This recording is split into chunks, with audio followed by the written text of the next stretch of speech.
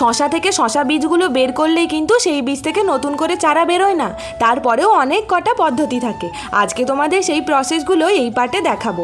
আগের পার্টে তো তোমাদেরকে দেখিয়েছিলাম যে কিভাবে শশা থেকে বীজগুলোকে বার করা হলো, তারপরে ওগুলোকে বের করে নিয়ে ধোয়ার জন্য চলে যায় কোনো পুকুর বা ট্যাপের জলে ধুলেও হয়, কিন্তু অনেক পরিশ্রম আর অনেক সময় লাগে বলে পুকুরটাই আমাদের সবাই প্রেফার করে।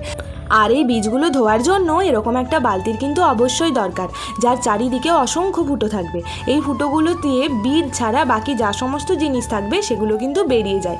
মানে ধরো ওই শ্বাস, জল, আর এই যে দেখো কত সুন্দরভাবে এগুলো আলাদা হয়ে যাচ্ছে, এগুলোকে কিন্তু বীজ ভেবো না, এগুলো সব ভুয়ো, তাই জন্য ভেসে যাচ্ছে।